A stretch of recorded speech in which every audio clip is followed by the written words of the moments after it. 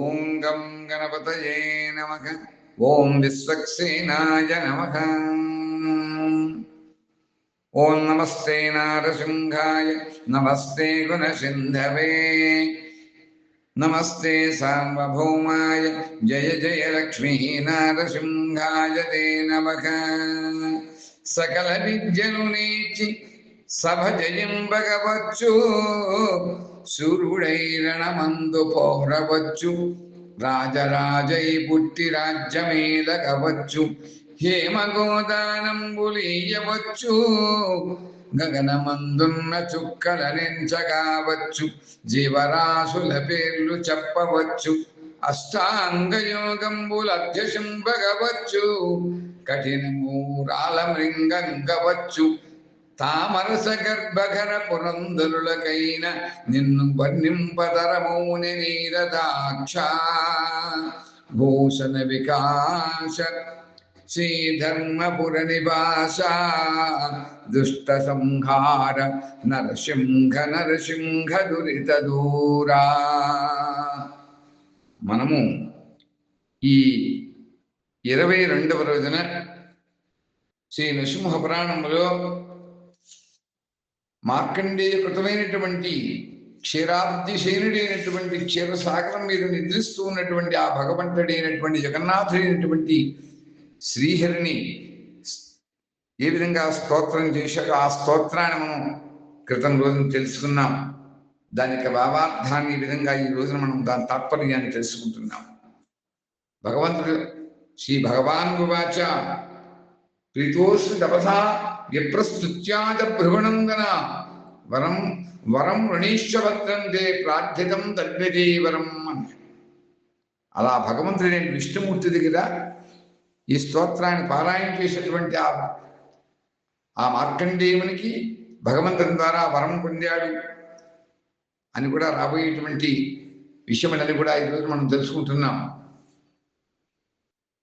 ఓ భగవంతుడా, ఓ విష్ణుమూర్తి ప్రసన్నుడుగా, పురుషుల్లో శ్రేష్ఠుడైనటువంటి వాడా, ఓ దేవదేవేశ గరుడధ్వజ ప్రసన్నుడు కావాల, లక్ష్మీపతి పురుషోత్తమ భూమిని ధరించినటువంటి వాడా, లోకప్రభు పరమేశ్వర ప్రసన్నుడుకం, దేవతలందరికీ కూడా ప్రభువైనటువంటి వాడా, పద్మముల వంటి నేత్రములు కలిగినటువంటి వాడా ప్రసన్నుడుగా, మందర పర్వతాన్ని మోసినటువంటి వాడా, మధువు అనేటువంటి ఒక రాక్షసుని చంపినటువంటి వాడా, ఓ లక్ష్మీప్రియ నాకు ప్రసన్నుడు కావయ్యా, ఓ మహాదేవ దేవదేవ కేశవ శ్రీకృష్ణ నాశరహితుడా ప్రపంచ స్వరూపా నీకు జయం, ఓ దేవా జయం జయం ప్రానేటువంటి వాడా, సత్యస్వరూపుడవు సత్య సంకల్పుడు అయినటువంటి నీకు జయమయ్యా, కాలస్వరూపుడవు నువ్వు, కాలచక్రేశ్వరుడువు, కాల పురుషుడు అయినటువంటి ఓ సర్వేశ్వర సర్వమయ్యా నీకు జయమయ్యా, యజ్ఞ రక్షకుడైనటువంటి నీకు, యజ్ఞదేవుడైనటువంటి యజ్ఞ ప్రియుడైనటువంటి నీకు ఓ ప్రభు ప్రపంచ నాయక, సమస్త ప్రాణులను కూడా రక్షించేటువంటి వాడా, సమర్థుడా పాపరహితుడా నీకు సదా జయమయ్యా, మంగళ స్వరూపుడా మంగళాధిపతివిని, కోరినటువంటి కోరికలను తీర్చేటువంటి వాడు, ఓ శ్రీరామ గౌరవం కలిగజేసేటువంటి వాడా, ఓ మాధవ ఓ శంకర లక్ష్మీపతి నీకు నమస్కారమయ్యా, జగద్రక్షకుడా దేవకీపుత్రుడా అందరికీ గురువైనటువంటి వాడా, తెలియదగినటువంటి వాడా, సౌందర్యవతి అయినటువంటి లక్ష్మీదేవికి ప్రియమైనటువంటి వాడా, సమస్తమును కూడా కోరినటువంటి శరణాగతి కోరినటువంటి వారికి ఇచ్చేటువంటి వాడా, సుఖమునిచ్చేటువంటి వాడా నీకు జయముగాకయ్యా, కోరికలను తీర్చేటువంటి వాడు, భక్తులకు ప్రభు అయినటువంటి వాడు నీవు, నీ బొడ్డునందు పద్మం కలిగినటువంటి వాడా, పద్మాల యొక్క మాలను ధరించేటువంటి వాడైనటువంటి ఓ శ్రీహరి నీకు నమస్కారం అయ్యా, ఓ వీరభద్ర ముల్లోకములకు కూడా 4 స్వరూపములు కలిగినటువంటి జగత్ప్రభు అయినటువంటి నీకు నమస్కారం అయ్యా, దేవతల కంటే కూడా గొప్పవాడైనటువంటి ఓ నారాయణ నీకెప్పుడు కూడా నమస్కారం చేస్తున్నాను.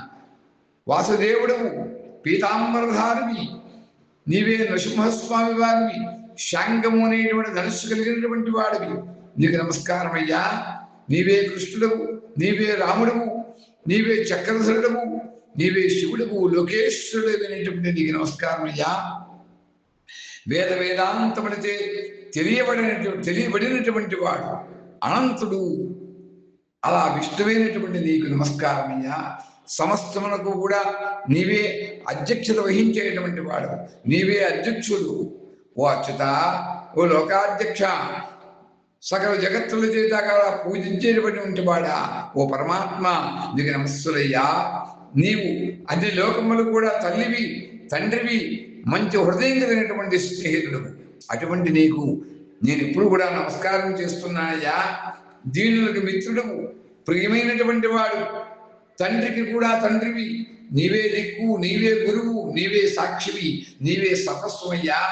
నీవే శాశ్వతుడు, వశత్కారం చేసేటువంటి వాడు, నీవే బ్రహ్మవు, దేవేంద్రుడవు, యముడవు, సూర్యుడవు, వాయుదేవుడివి, నీవే జలాది దేవతవి, నీరు కుబేరుడవు, మరియు నీవే మనువయ్యా. రాత్రి బవళ్ళు కూడా నీవే ధైర్యము, సంపద, కాంతి, ఓర్పు, భూమిని ధరించినటువంటి వాడు కూడా నీవేనయ్యా. లోకములను అన్నింటినీ కూడా సృష్టించినటువంటి వాడు, సంహరించేటువంటి వాడు అయినటువంటి ఓ మధుసూదన, నీవే జగద్రక్షకుడవయ్యా. ప్రపంచానికి ప్రపంచ స్వరూపుడవయ్యా. నువ్వు ప్రధాన సాధనం నీవే, కారణము, కర్త, భర్త, హర్త అయినటువంటి పరమేశ్వరుడయ్యా నువ్వు. ఓ శంఖచక్ర గదాధారి, ఓ మాధవ, నన్ను ఉద్ధరింపవయ్యా.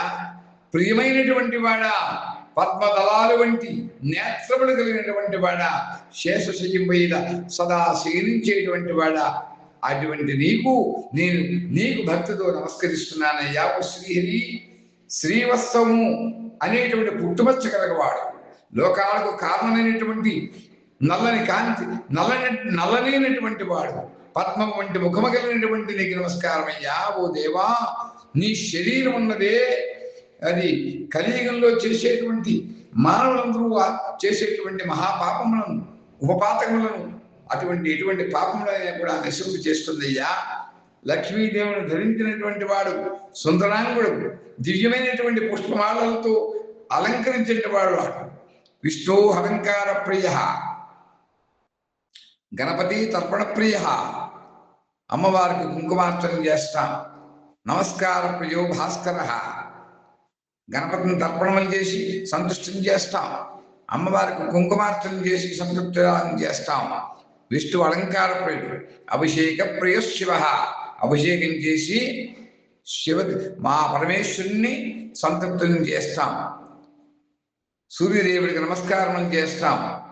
ఇది దేవతలకు అత్యంత ప్రీతికరమైనటువంటి విషయాలు ఈ సందర్భంలో మనం తెలుసుకుంటున్నాం. అందుచేత ఆ విష్ణుమూర్తి ఎటువంటి వాడు అంటే దివ్యమైనటువంటి పుష్పమాలతో అలంకరించినటువంటి వాడు. అందుకని అలంకార ప్రియో విష్ణు అని చెప్తున్నా.